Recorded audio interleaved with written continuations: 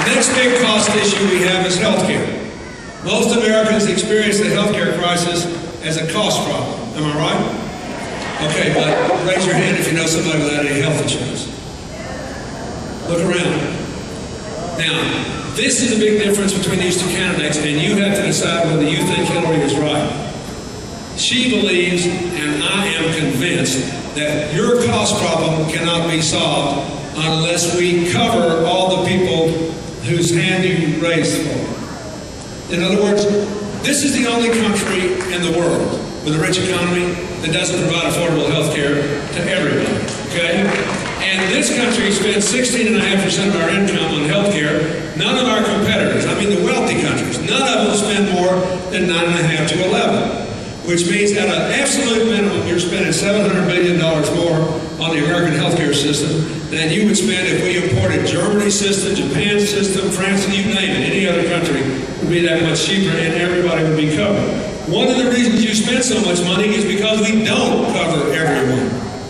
You take, we got all these great people from ASME here. I thank them for their support. But look, the American labor movement has always been for universal coverage on moral grounds. They figured if their kids had it, all kids should have it, okay? 6-7 months ago, I saw something happen in Washington I never thought I'd see. There were a bunch of labor leaders standing on a stage with the president of the biggest non-union company in America, Walmart. He was with them calling for universal coverage. Now, why did he do that? Because he knows if we have 7 more years where your health care costs double, you won't have any money to spend at Walmart or any place else, right?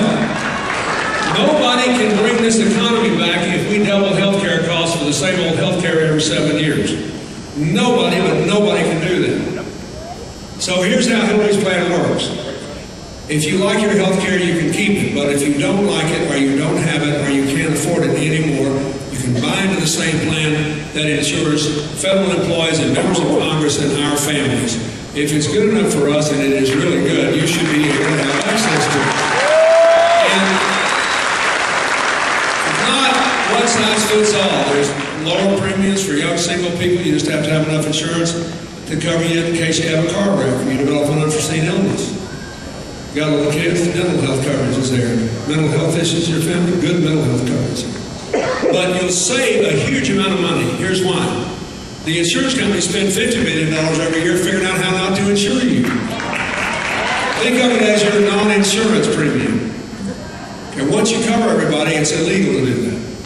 Second thing is 30% of all your health care expenditures go to pure paperwork. Because there's so many companies, so many policies, and so many people fighting over health care. I'll bet you anything, there's a lot of people in this audience who have filed a claim with your health insurance company, been told that you're not covered, then eventually they wind up paying, but it's after they hold the money for 3 months, get the interest, and make everybody spend a ton of money fighting back and forth for the money. Isn't that right? It happens all the time. You pay for that. What do you think you don't? You heed this big sigh of relief that finally your claim got paid. Let me tell you, you paid for the tug of war. So, if it's illegal not to cover everybody, and we're all these big plans, the administrative costs will go way below 30 cents on the dollar. Medicare is 3 cents on the dollar, to give you an idea. Hillary would take the savings and give them to low-income working people, to small businesses and family farms that are trying to help their employees, so that nobody would find this unaffordable, and nobody can be charged more than a certain low percentage of their income for health care. Over 90% of the American people that fit plans would get better health care at lower cost. But we will all be covered. We cannot get control of cost unless we cover everybody. That's why the American Nurses Association endorsed her for president in a Democratic primary, because they said she had the only plan that would work. So if you are tired of making excuses and you want to make progress, you've got to support Hillary for president. It's a very big deal. The other reason people in Indiana want to support Hillary is that this state has the 10th highest rate of home mortgage foreclosures in the country. And if we keep going, we're going to have 1 million people lose their homes this year and their families in the country. Every time somebody loses their home, the economy takes a hit of between $220,000 and $320,000. You know, the home goes down in value, the neighbor's home goes down, you get it. It's terrible. You're all going to get these little stimulus checks from the government, in a few weeks. We're going to give you, and you know what you're supposed to do with them, don't you? You're supposed to go right out and blow it. Don't you dare pay your credit card down or save that money because you're supposed to stimulate, right? We're all laughing, but look, if 100% of the American people do that, and you know they won't, a lot of you are going to have to pay your credit card back. A lot of you are going to have to pay. But if 100% of the people do it, and 1 million families lose their homes, that negative impact will be 50% higher than if every single one of you spent every last penny.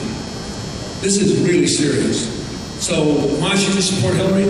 Because she, first of all, was the first person running for president to call for action on this more than a year before the White House did anything. And secondly, because she's a senator from New York now and has access to all these people who understand the finance, she is the only person who has said, look, let's not punish the innocent victim here.